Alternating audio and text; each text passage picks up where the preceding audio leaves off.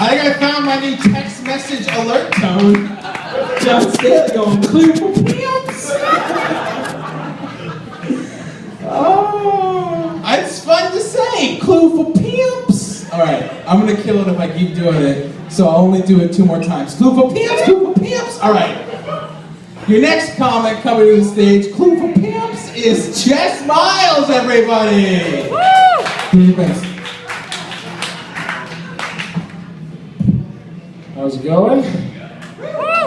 So, I recently had a traumatic experience involving a public restroom, which is just all sorts of fun. I was at the South Shore Plaza down in Braintree, and they have this place called Johnny Rockets. It's like a 50s diner sort of deal. Yeah.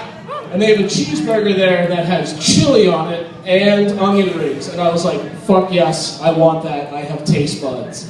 The unfortunate thing is about 20 minutes after I finished that, my stomach was like, guess what you get to do?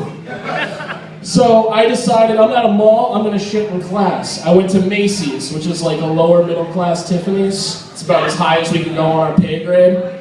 So I'm sitting there, and I go in. Thankfully, only 2 other stalls are being used at the time. So I find myself a nice, comfortable seat and cover it with about 4 layers of toilet paper.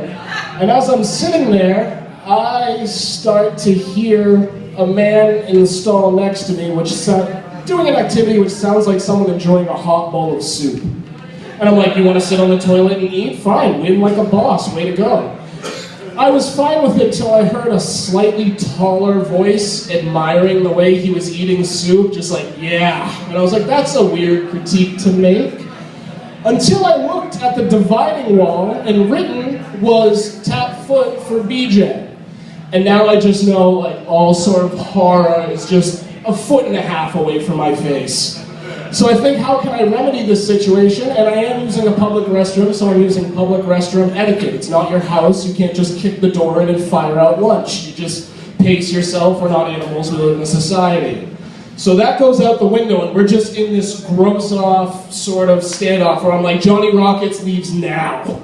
And he's just getting louder, and I'm just getting louder, and it's just awful. And I blew him, and now we're in love. It's a beautiful love story.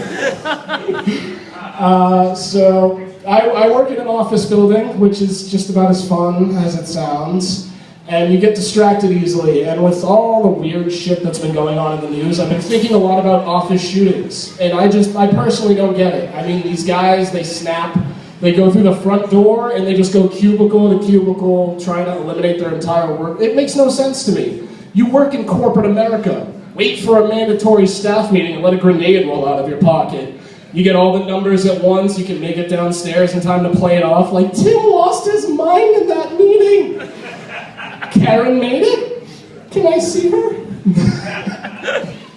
I understand that was a shooting topic and it could offend some people, but I'm just saying that's what comedy is. You find light in tragedy. Like the marathon. I understand it's very sensitive and it's hard to see any light in that, but we have to consider ourselves lucky as a city.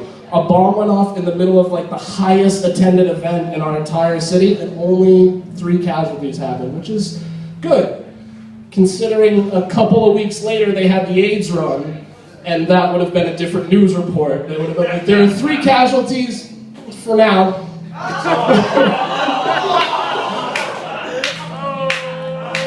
Give it about 10 years, Boston Massacre number 2, I guess. I don't know how the numbers work. I don't know if they're retro.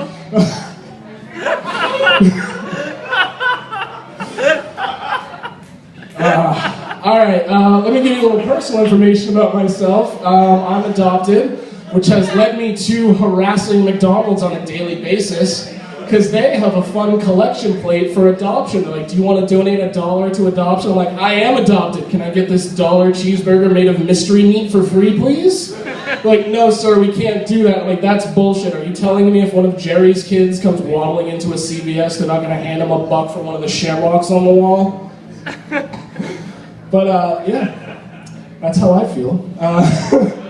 Being adopted, my mom had to change her parenting style because she lost all leverage with that end-all, be-all line a mother has, which is, I brought you into this world, I can take you out of it. No, you didn't.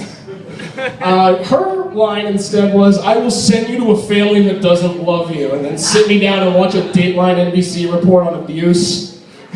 Was never abused, but I knew not to fuck with mom. Mainly because when I was 16 years old, I had that horrifying experience we all have when you go through your parents' drawers. Yeah, and everyone here's done it. You find mom's vibrator by accident. What I found was infinitely worse. What I found was a box containing a massive red strap-on. Now, my mom at the time was married to a Hells Angels biker who lost all credibility that day. Which is great.